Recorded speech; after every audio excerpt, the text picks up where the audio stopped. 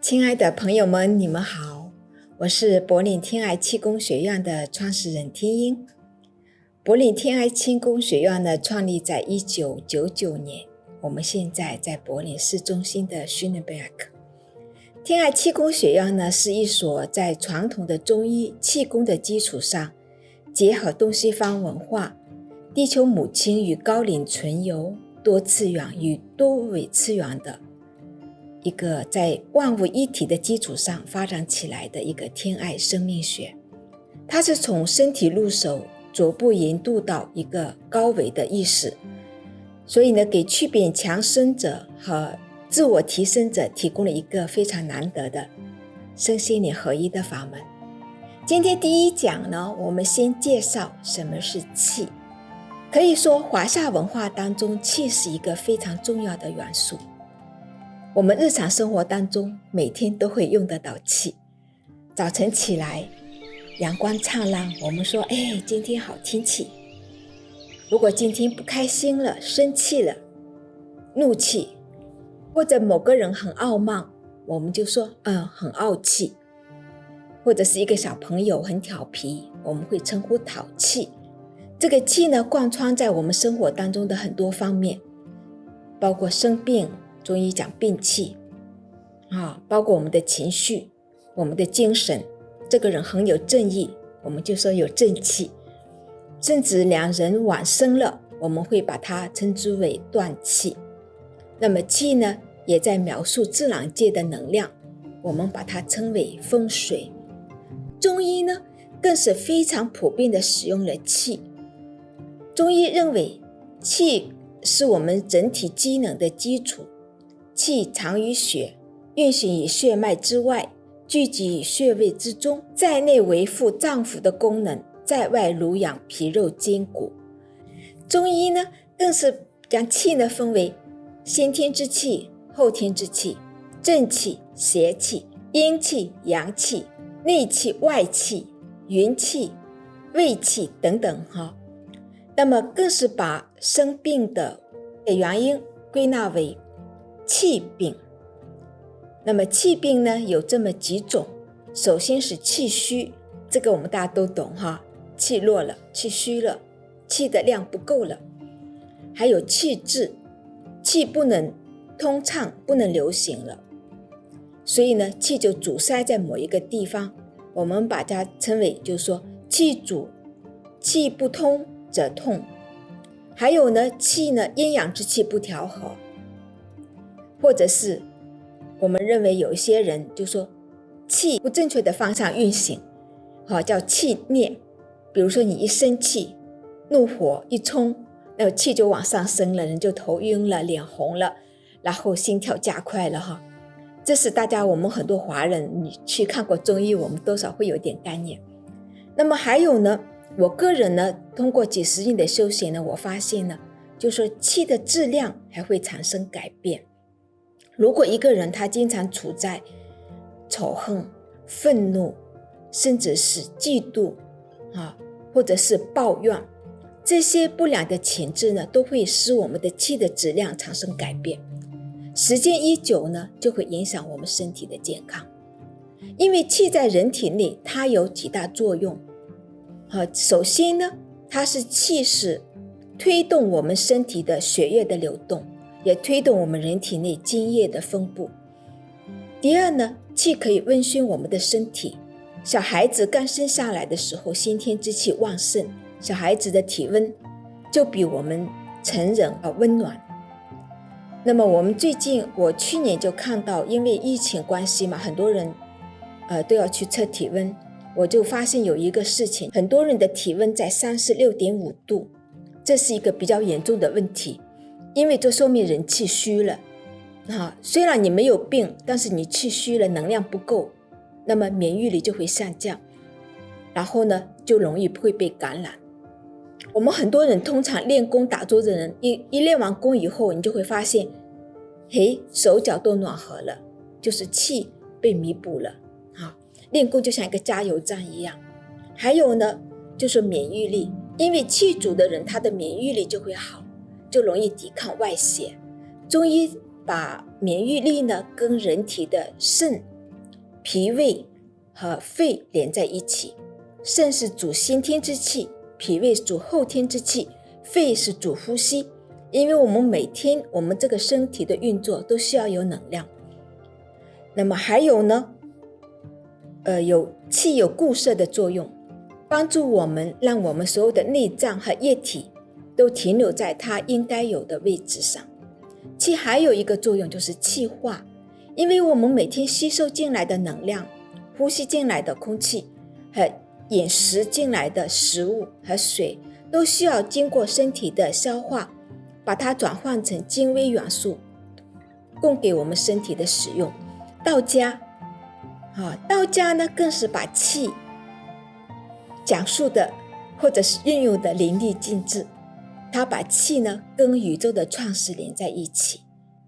宇宙的诞生称为太初，气之始也，混沌未开；太始，形之始也，清者为精，浊者为形；太肃，清者上升为天，浊者下降为地，终为万物。道家的元气论把气呢归纳为5个特点。首先呢，气是充满了遍布了整个宇宙，没有一个地方是没有气的。2呢，气是永恒的存在，而且一直在有规律的变化当中。3，气的有规律的变化是与内在的阴阳的变化运动有关联。气呢包含阴阳2个方面，万事万物的运动都跟阴阳有关联。4呢，气聚则成为有形的物质，气散则归于太虚。第5点呢，就是气组成了所有有形物质的基础，便充斥于这些物质之中。那么我们刚刚在西方传播气功的时候，他们认为什么是气啊？在哪里呀？几公斤啊？我们就说气呢，只能在人处在恬淡、虚无、静、定、柔的状态下才能被感知。老子就说，呼吸恍兮，其中有象；呼吸恍兮，其中有物。孟子则称气塞于天地之间，无上扬我浩然之气，就提出来了一种善良人的一种道德人格的修持。接下来看一看当代科学家对气有哪些认识。在1996年的时候，中国的邓禹等人认为，中医认为的气是现代生物学和已经发现和尚未发现的能量、信息、物质流的统一体。日本科学家佐佐木茂美博士呢，他本人修炼气功10几年，在修行的过程当中呢，他同时研究气。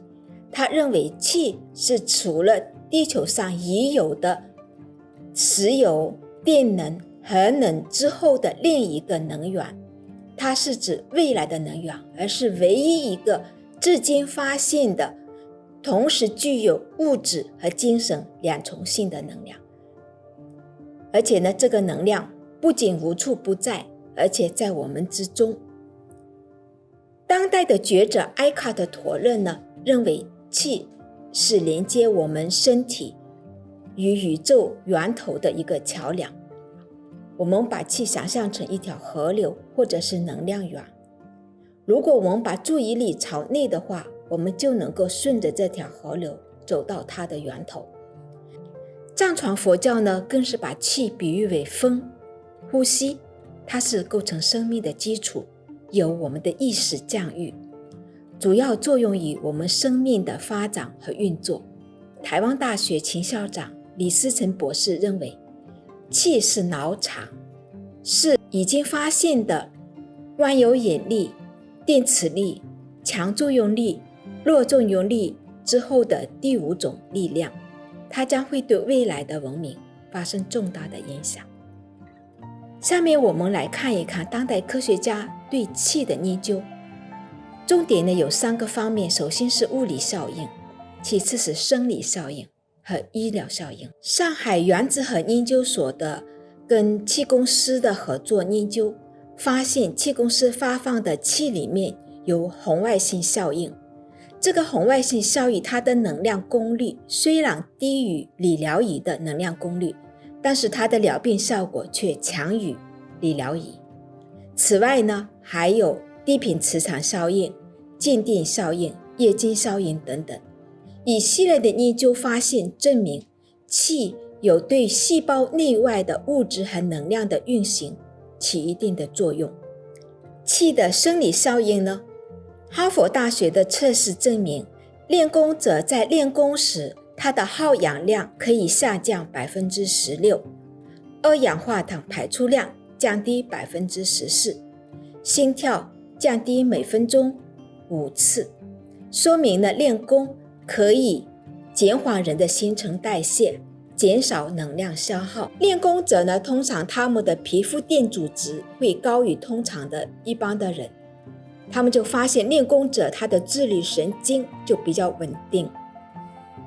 还有呢，练功可以改变我们血液里的酸碱值，减缓我们的压力荷尔蒙，提高快乐荷尔蒙，可以提升我们的免疫力。那么气功在医疗方面的康复作用呢，是显而易见的，帮助许多的慢性病患者康复，而甚至能够抑制癌细胞的生长，帮助癌症患者。那么我们天爱气功学院的初级的课程呢，也得到了德国国家保险公司的认证。气功师在练功时呢，他们的脑波呢在10哈茨以下，就是能够与德国科学家舒曼发现的宇宙波产生共振，就说明人在练功状态下可以出现我们的第4意识，就是说超常规意识。这也证明了佛家所说的静能生慧。那么我们还会推出更多的一些视频与大家分享，欢迎订阅。谢谢大家，祝福你们。